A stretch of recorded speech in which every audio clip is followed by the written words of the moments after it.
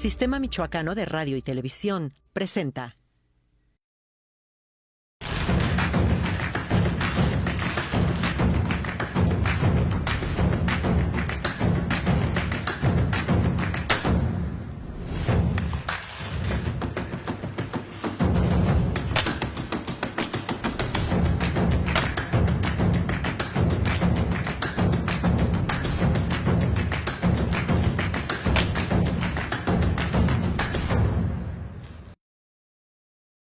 ¿Qué tal? Hoy en Mula de 6 tenemos al magistrado presidente del Tribunal de Justicia Administrativa, Hugo Gama Coria, quien nos hablará de fortalezas, debilidades de este organismo, de este órgano de carácter institucional. Pero vamos a ver qué nos dice, porque también tiene el tema de la corrupción.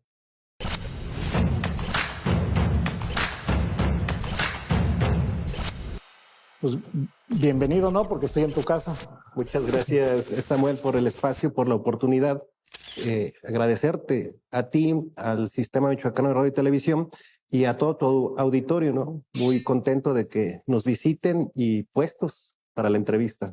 Yo te estaba viendo tus antecedentes, de tanto escolares como profesionales, y yo diría que vienes prácticamente de la cultura del esfuerzo. Pero me llama la atención que estudiaste licenciado en Derecho en una universidad privada, pero eres maestro de la Michoacana, de la Universidad Michoacana de San Nicolás de Hidalgo. ¿Me puedes, si es cultura del esfuerzo, de abajo hacia arriba? ¿Tú eres de familia de escasos recursos, de maestros, me platicabas?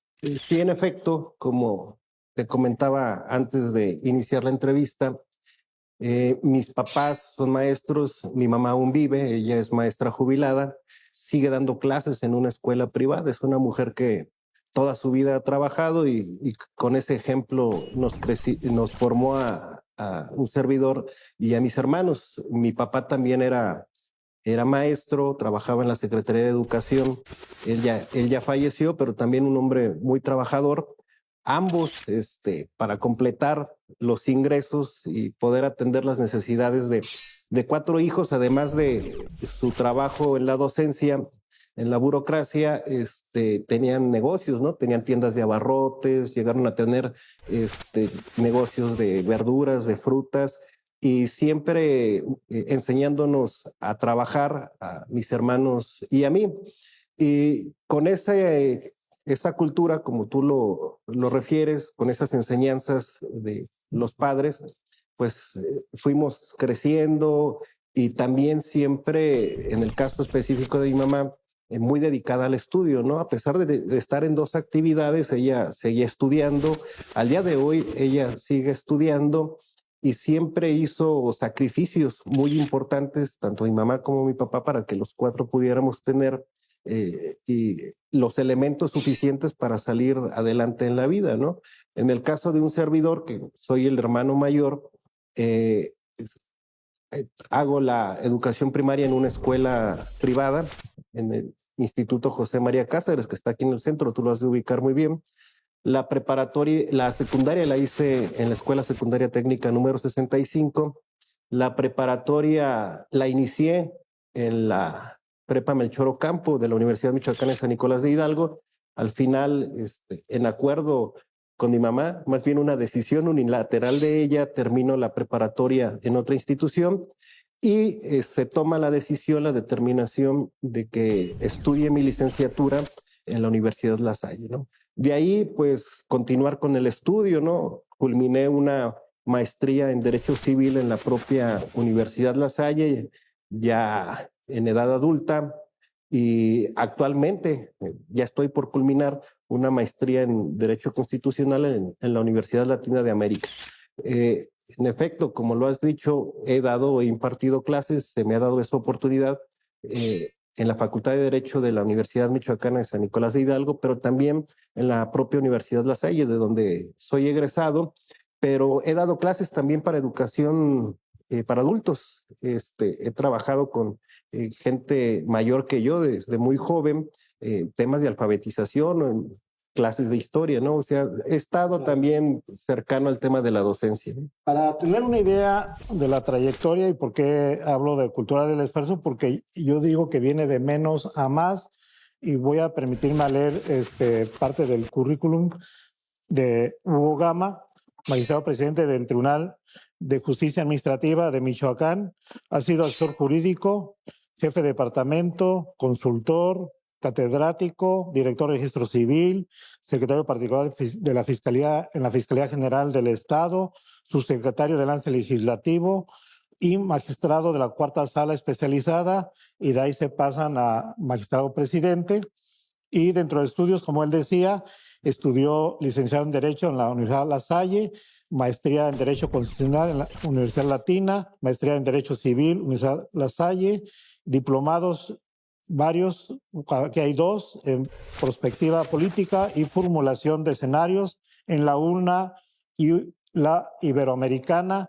Y bueno, también es columnista en varios medios de comunicación. Eso es, a grosso modo, el currículum que tienes. Y yo diría, tú de pequeño te veías como abogado, ya querías estudiar abogado, ¿qué querías ser? ¿O cómo llegas a estudiar abogado? ¿Te lo impusieron? ¿Qué hiciste? Fíjate que desde niño, tú recordarás en los años 80, el movimiento sindical de los maestros.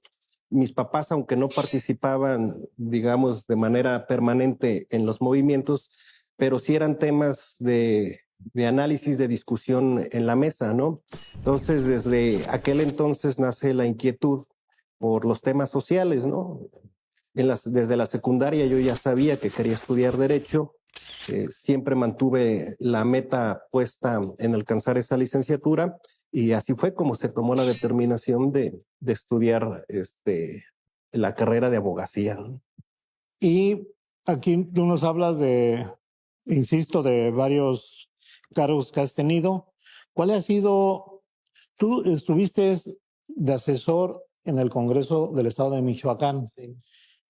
Ahí me imagino que ahí te forjaste aún más de manera sólida, porque ahí es una serie de, se entrelazan cuestiones políticas, sociales, jurídicas. ¿Es así? Fíjate que desde el inicio ya de mi vida profesional, en el ejercicio de la función pública, de la profesión, siempre he estado en oportunidades que me permiten tener contacto con la gente, ¿no? Y atender necesidades de la gente. Yo inicio en la Dirección de Patrimonio Estatal, fue mi primer trabajo en el área jurídica de esa área, y pues era tener contacto con los ejidatarios, con todas aquellas personas con los que había alguna relación o tenían alguna relación con el patrimonio estatal.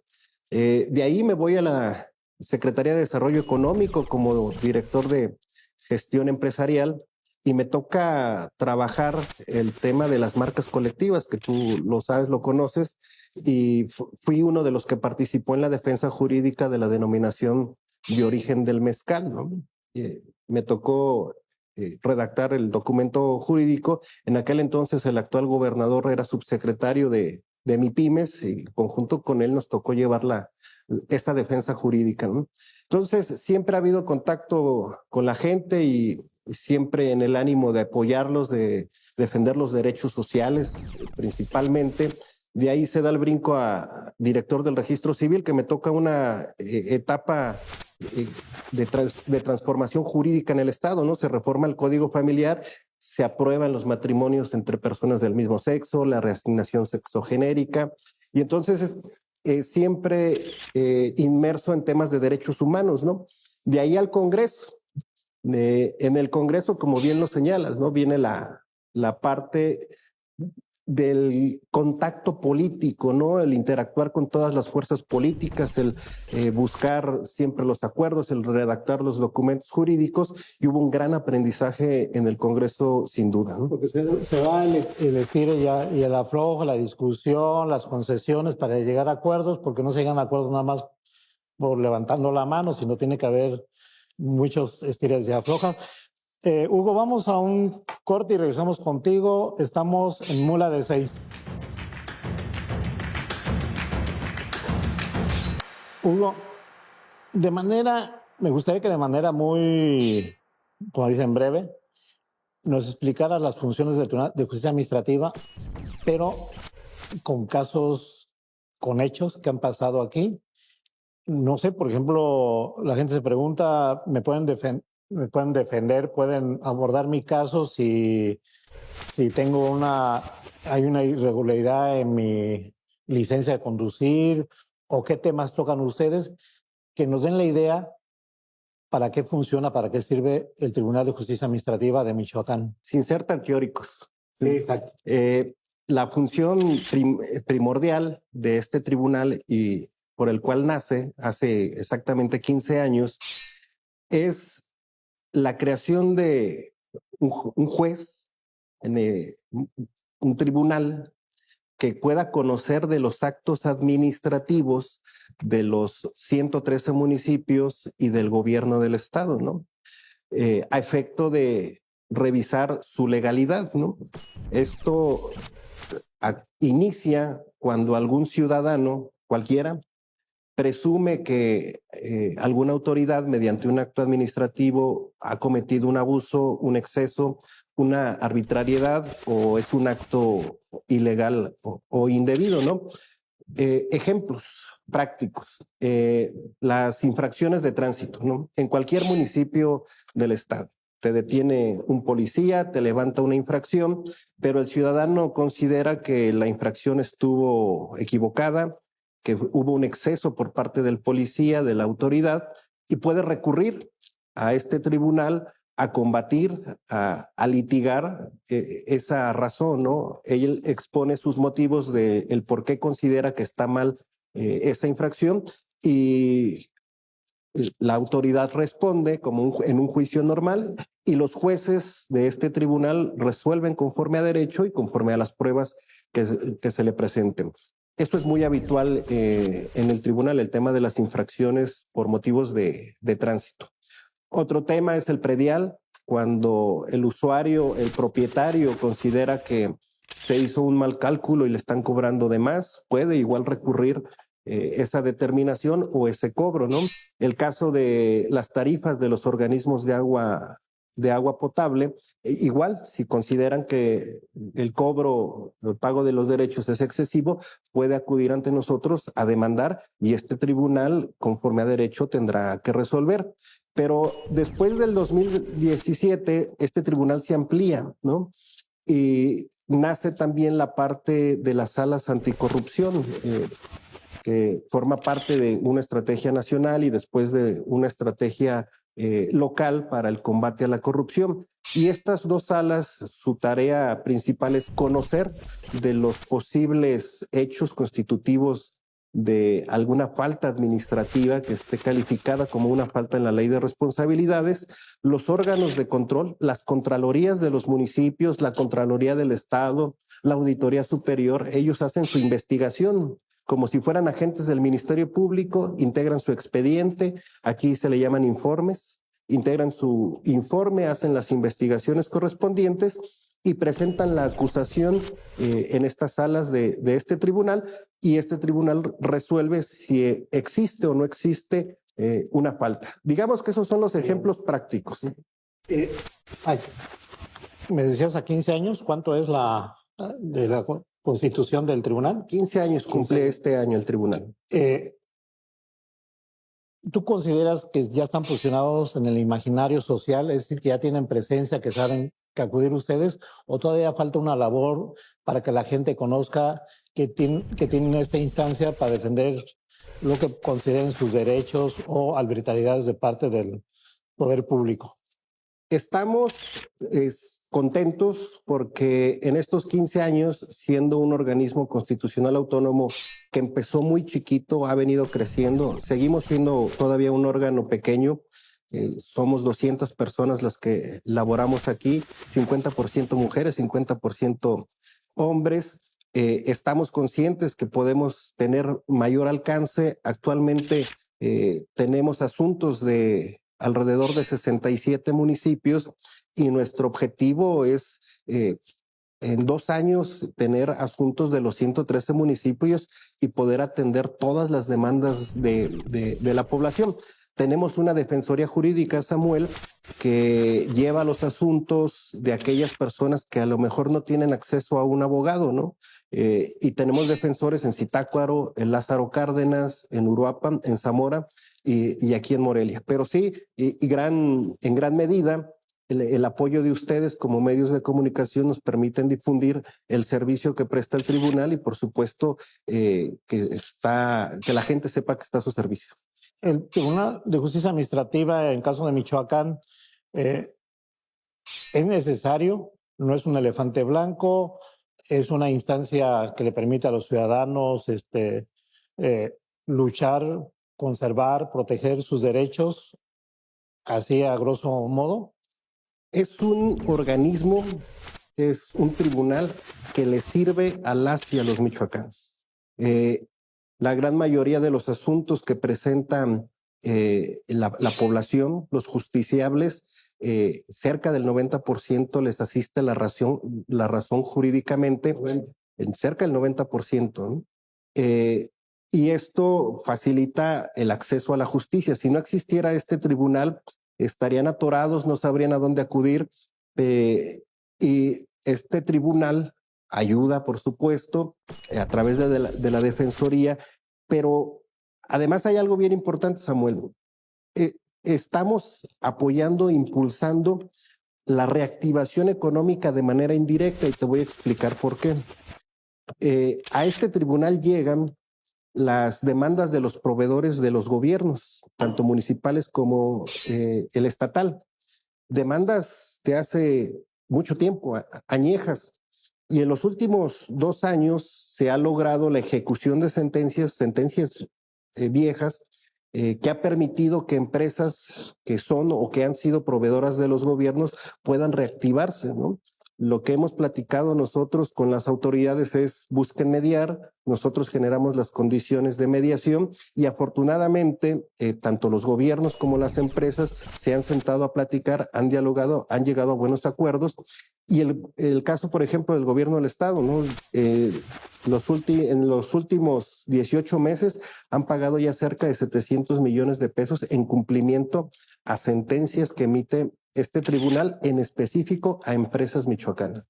Por culpa de anteriores gobiernos. Pues no lo sé si por culpa de anteriores gobiernos, pero en estos juicios generalmente tiene la razón el proveedor, ¿no?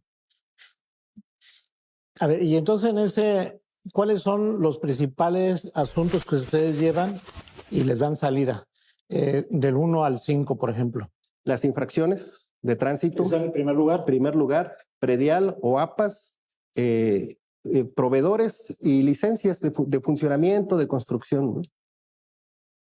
Y en cuestión de corrupción. Nos llegan principalmente informes de la Contraloría del Estado y de la Auditoría Superior de Michoacán. ¿Y en qué sentido llegan los informes? ¿Para investigar?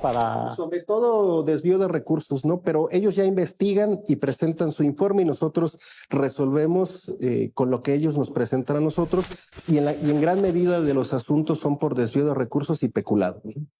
¿Grave el asunto? Pues es una falta de responsabilidad que está calificada como grave en la ley, ¿no? Si fuera no grave, esos asuntos no los conocería el tribunal. ¿Y grave en el sentido económico de...? Pues llegan informes desde 10,000 pesos hasta el más grande, 10, 15 millones de pesos, ¿no? Fíjate que normalmente, pero yo creo que para el siguiente bloque, ¿nos puedes dar más o menos una lista en general? Porque yo entiendo cuestiones de privacidad de datos o de conservarlos por circunstancias. Nombres de los ayuntamientos que cumplen, que tienen mayor problemas, mayor quejas.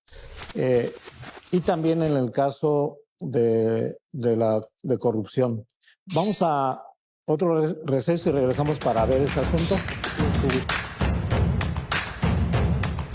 Hugo, nos quedamos en ese sentido. La pregunta o la inquietud es establecer aquellos ayuntamientos, tanto que son más limpios, por decirlo de alguna manera, y aquellos ayuntamientos que tienen mayor casos de quejas.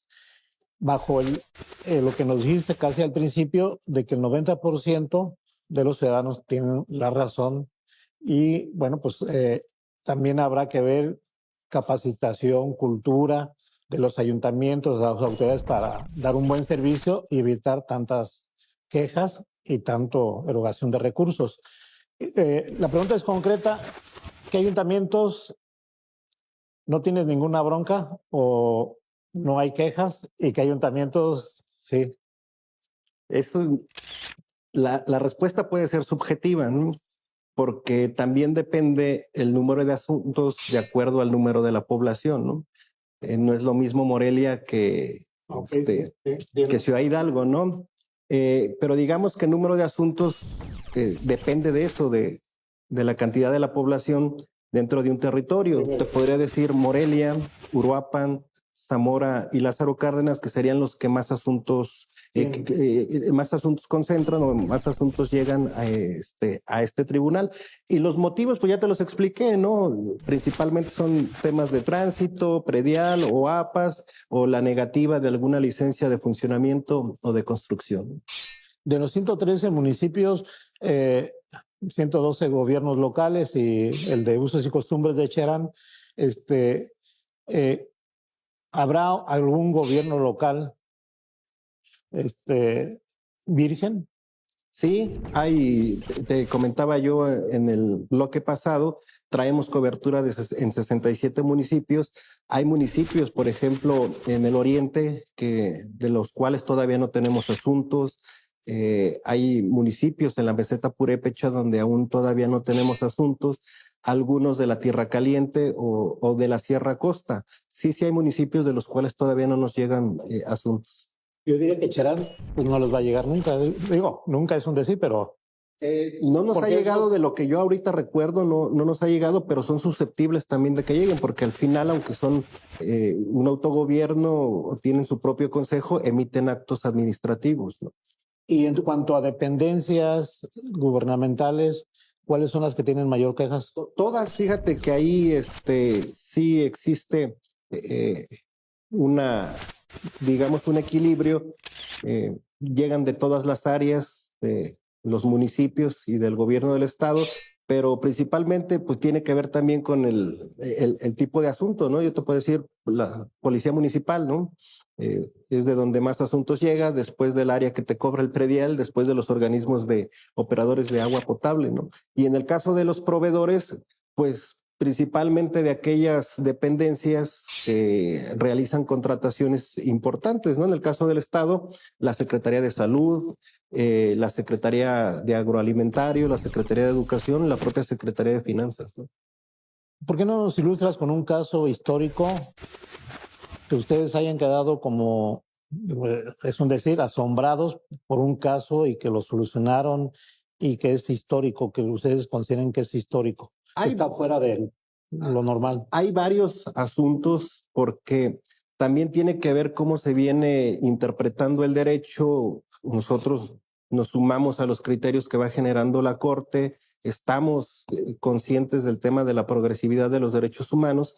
El último que fue innovador para nosotros fue el tema en un alcoholímetro de algún municipio, detuvieron a una persona y de inmediato los familiares promovieron unas medidas cautelares ante un juez administrativo de este tribunal a efecto de que lo dejaran salir de la famosa barandilla a esta persona. Se otorgó el juez la medida cautelar y la persona salió de barandilla, ¿no? Eso fue innovador porque el juez consideró que tenía que proteger el derecho humano a la libertad de la persona y que la infracción que se le estaba aplicando era excesiva el retenerlo, ¿no? El caso de, ¿no sientes a nivel nacional que hay una percepción de que no hay un combate suficiente contra la corrupción? Y en ese sentido, ¿cómo lograr que haya la credibilidad porque vemos gobiernos entran, salen y los gobiernos entrantes acusan al anterior de que hicieron y mucho juego mediático. Algunos casos presentan quejas, denuncias, pero pues no vemos que trasciendan o que tengan salida. Pero al principio se hizo tanto escándalo que uno pensaba que iban a meter a un funcionario saliente a la cárcel o lo iban a inhabilitar. No vemos como resultados como quisiéramos. ¿O será que somos muy morbosos y dados a...? Yo he sido muy autocrítico con el tema. El tribunal forma parte del sistema estatal anticorrupción y en mi calidad de presidente, pues me toca formar parte del comité, ¿no? Y en la mesa, en esta mesa donde participa el fiscal anticorrupción, el titular del IMAIP, la Secretaría de Contraloría del Estado, el titular de la Auditoría Superior de Michoacán, el Poder Judicial del Estado, un representante de los ciudadanos y está una secretaria ejecutiva que es designada por este pleno, por llamarlo así. Yo lo he manifestado en la mesa, pero además lo he señalado públicamente, ¿no? La estrategia per se creo que está bien diseñada, pero está mal aplicada, porque es una cadena. Te explicaba hace un par de bloques que los contralores o las contraloras son quienes integran los expedientes, los informes, como si fueran una carpeta de investigación en materia penal, como Ministerio Público, y ellos presentan ante el juez, que somos nosotros, el caso, ¿no? Nosotros resolvemos con lo que ellos nos presentan. Y lo que hemos detectado, o de manera personal he detectado, es deficiencias en la integración de esos expedientes. De ahí que desde el mes de enero yo le propuse al sistema, al comité, que iniciáramos una capacitación y una certificación de estos órganos de control interno, de quienes se integran, para que estos expedientes puedan llegar con nosotros, con los juzgadores bien integrados y podamos resolver como lo aspira la sociedad, ¿no? Porque tú lo sabes, en materia penal, igual en materia de responsabilidades, pues tenemos que cuidar el debido proceso, respetar derechos humanos. Hay analogía, ¿no? Por disposición de la propia Corte. Entonces, ¿qué creo yo? Que tenemos que fortalecer las contralorías municipales, las estatales y la de los órganos autónomos que también forman parte de esta cadena, ¿no? Complicado, ¿no? Porque si presentas una averiguación y le falta una firma, le falta un dato y de procedimiento la echas abajo y se derrumba y puede ser hasta a propósito. Es complicado, ¿no? Es muy complicado, por eso el tema de la certificación. Tú recordarás cuando inició el sistema penal acusatorio, obligaban al Ministerio Público, al juez y al abogado litigante a estar certificados, si no, no podían participar en un juicio penal, ¿no? Es más o menos a lo que aspiramos. Esto se requiere y ya hay una estrategia, una fecha para hacerlo, para decir todos. Ya desde el mismo comité, desde el mismo sistema, ya se elaboró el programa de capacitación y certificación que lo va a dar la Facultad de Derecho de la Universidad Michoacana y ya se aprobó en el pleno del sistema estatal anticorrupción y probablemente el próximo mes ya estemos arrancando con esta capacitación y certificación. ¿Es obligatorio para todos los que participan en el sistema? Para todos, pero además estamos preparando y estoy, en el caso personal, impulsando que este tema llegue al Congreso para que se incluya dentro de la ley orgánica municipal y de la ley de responsabilidades. Que no haya escapatoria. Que no haya escapatoria. Vamos a un corte y regresamos. Me interesa conocer un poco sobre el tema de lo que hace cómo le ha dado salida al sistema estatal anticorrupción a casos muy sonados y cuáles los que tiene ahí como pendientes. Pero regresamos contigo, Hugo.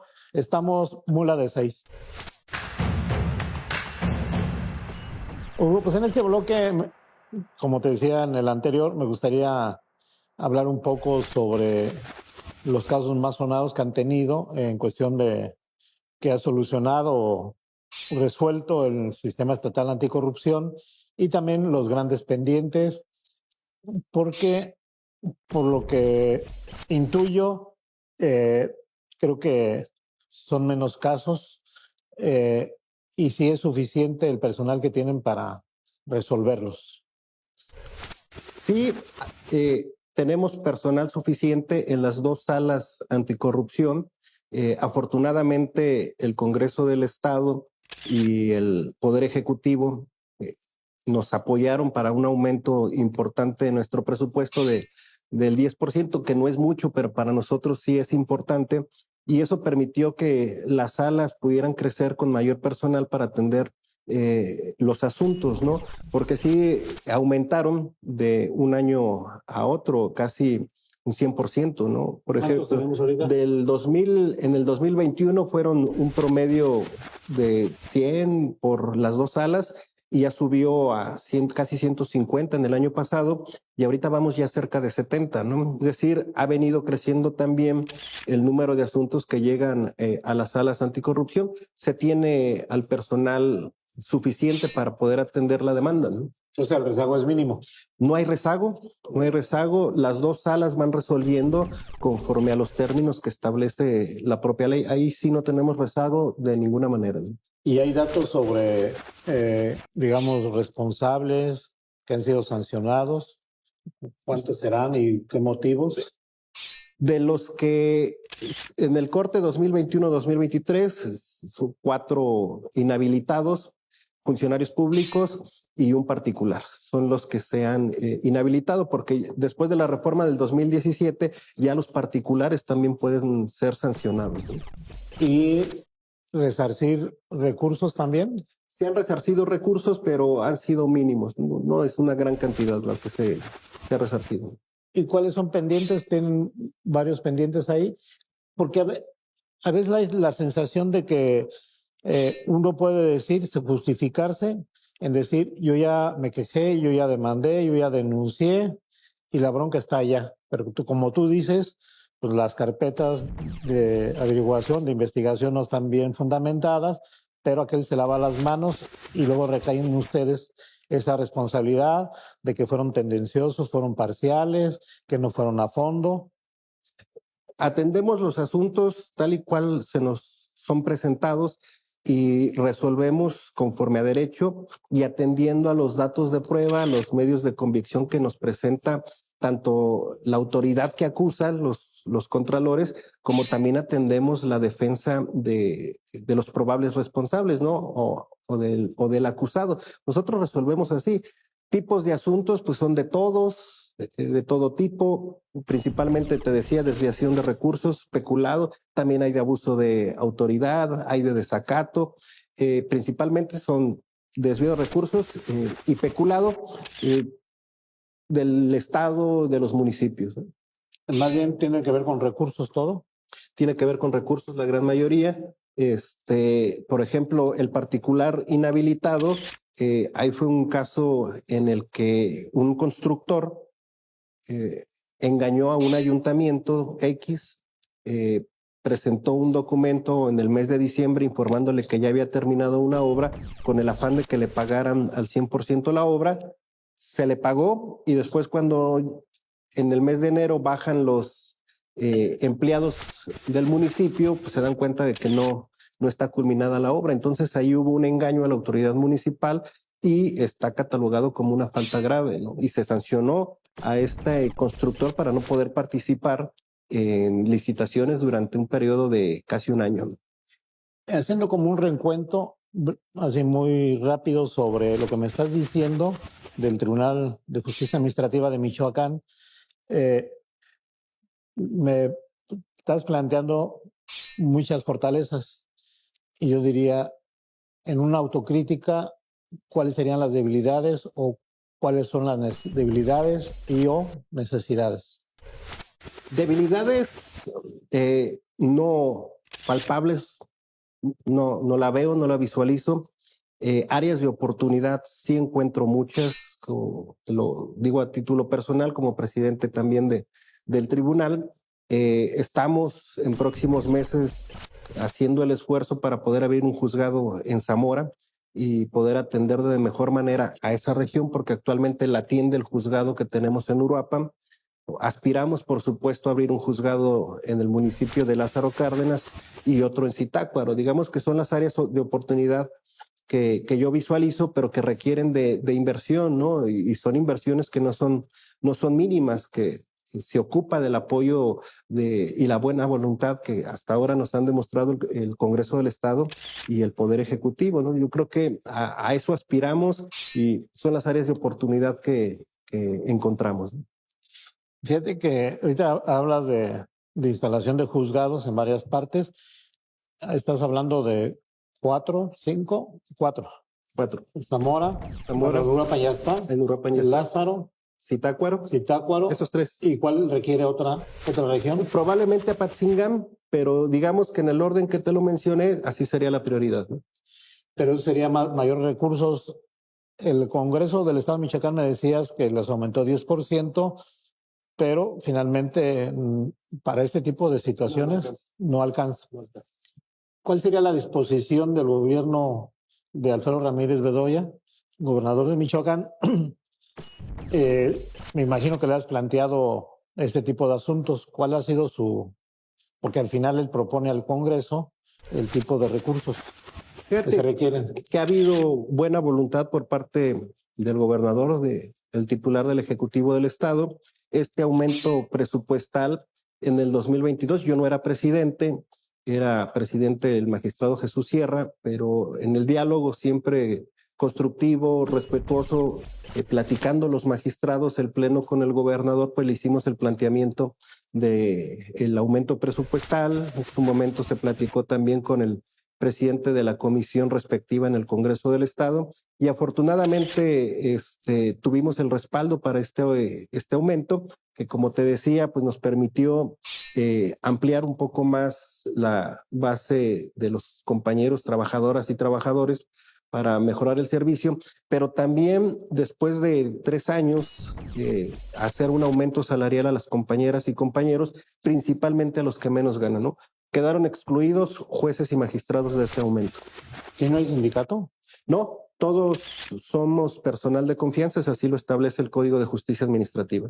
¿No pueden formar sindicato aquí? No se puede formar sindicato aquí, pero lo que sí estamos trabajando para darle certeza a las compañeras y a los compañeros es el servicio civil de carrera, que por cierto estamos en etapa ya de evaluación de los compañeros. Tienen esa tarea del servicio profesional de carrera y la certificación de la gente de los órganos de control interno, pero ellos no dependen de nosotros. Ok. Pues, ¿y hay una idea de cuántos organismos dependientes no tienen sindicatos? Porque, o sea, como que causa extrañeza, ¿no? Es hasta donde entiendo, los órganos constitucionales autónomos, por disposiciones de su ley específica, establece que todos los empleados de esos órganos tendrán que ser de confianza y eso evita que haya sindicatos. Si tú los revisas, la Fiscalía, el Tribunal Electoral, la Comisión Estatal de Derechos Humanos o el IEM no tiene sindicatos. Sí. Y bueno, y eso les permite, lo voy a decir de esta manera, es mejor trabajar sin sindicato que con sindicato. Pues yo he estado en el Poder Ejecutivo, Samuel, como bien lo comentaste cuando me hiciste el favor de leer mi currículum, y yo he trabajado perfectamente con personal sindicalizado o con personal de confianza. El próximo, creo que va a ser el último ya, bloque, vamos a abordar un poco sobre el asunto de tu relación con los demás poderes, pero sobre todo si hay, digamos, la voluntad política, porque en gobierno es voluntad política que se requiere en base a necesidades, en base a proyectos válidos para mejorar el Tribunal de Justicia Administrativa. Un gusto. Regresamos, estamos en Mula de 6.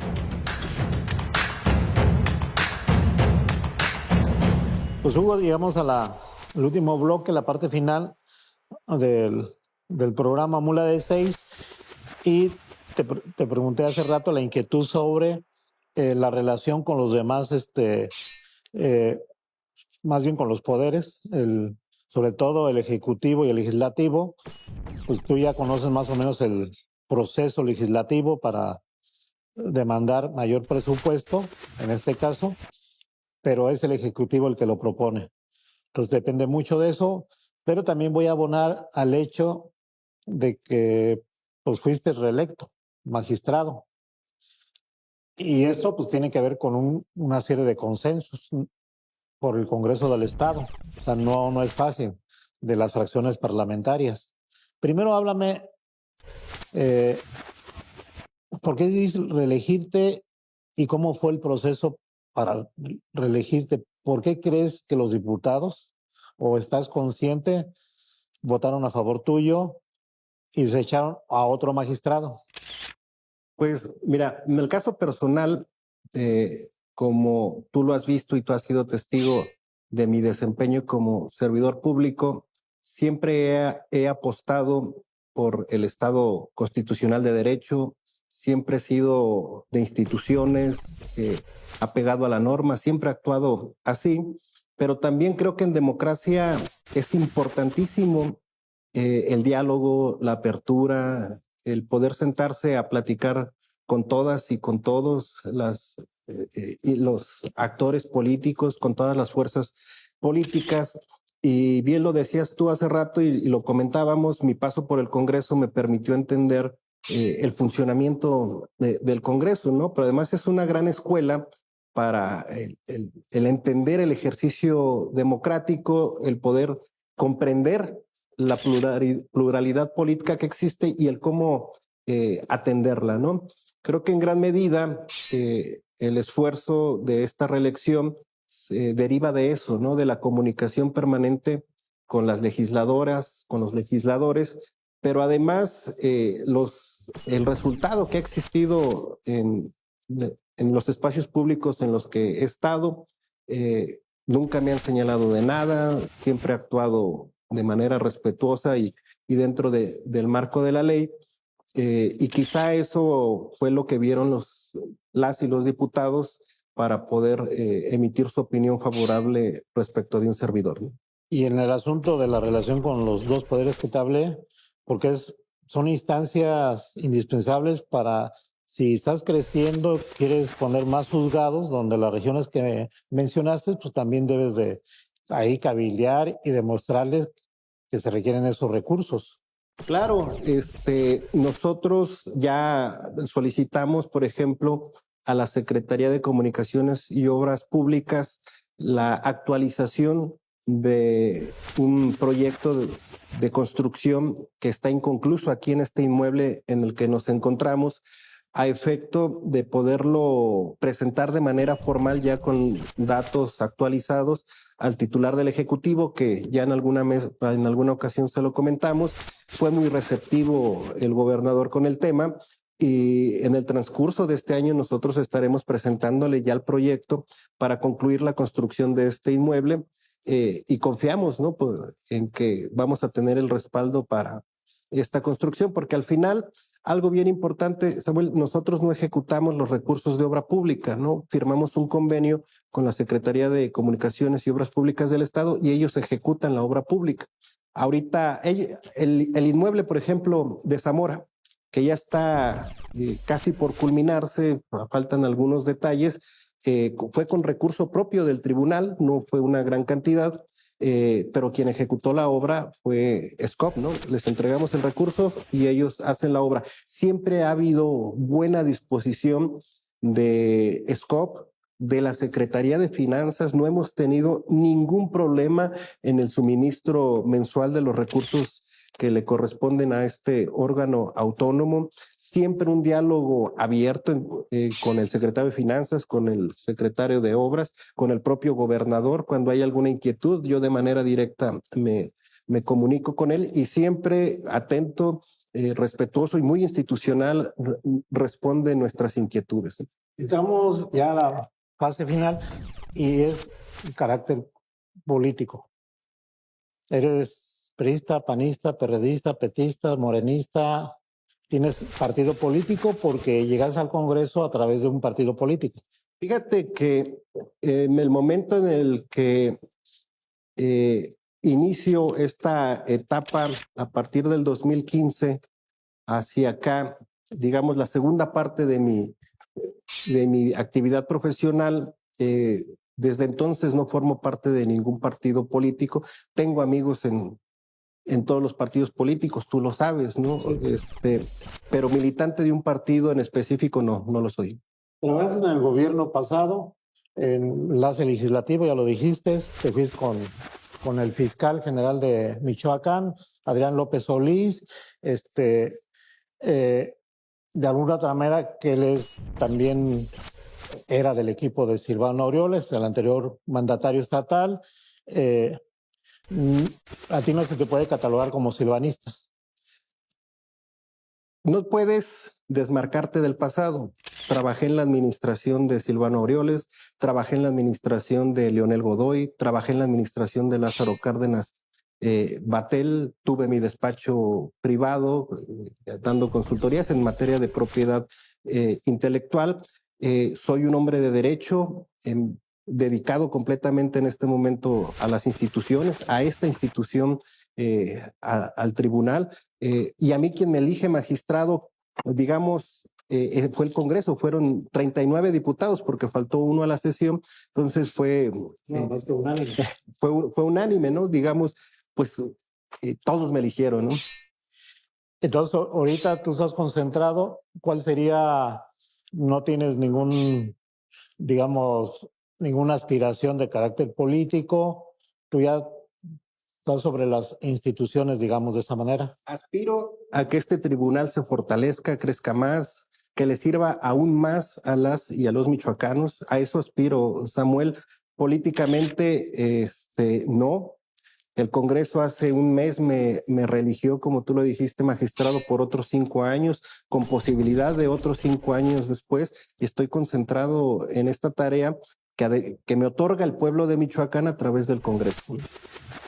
¿Cómo tú te catalogas de manera institucional como funcionario público? ¿Cómo te catalogas? ¿Qué características tienes que te hace que te fortalecen? La honestidad, Samuel, la honestidad. Vivo y he vivido los últimos 25 años de mi vida que ha iniciado mi carrera profesional, es única y exclusivamente de mis salarios, tal cual me son entregados, de eso vivo, de eso vive mi familia. La honestidad como primer punto. Siempre me estoy preparando, sigo estudiando de manera permanente. A veces hago mis pausas, ¿no? Pero sigo estudiando. Te decía, estoy por culminar otra maestría y probablemente en un año inicie alguna otra actividad académica, ¿no? Y siempre actuar dentro del marco de la ley. Fíjate que me llama la atención, ya me hicieron la seña, 2 minutos. Te lo he comentado y en broma y en serio te decía que ¿por qué no hicimos la entrevista tocando la batería?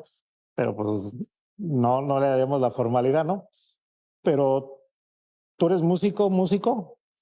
Fíjate que la familia materna, mis tíos, mi propia mamá, el abuelo, tocaban instrumentos, ¿no? Y nosotros somos originarios de Ciudad Hidalgo, allá tenían un grupo musical de esos que tocan en fiestas, ¿no? En 15 años, en bodas. Después mis primos mayores aquí en Morelia tenían su grupo musical también, los Conix.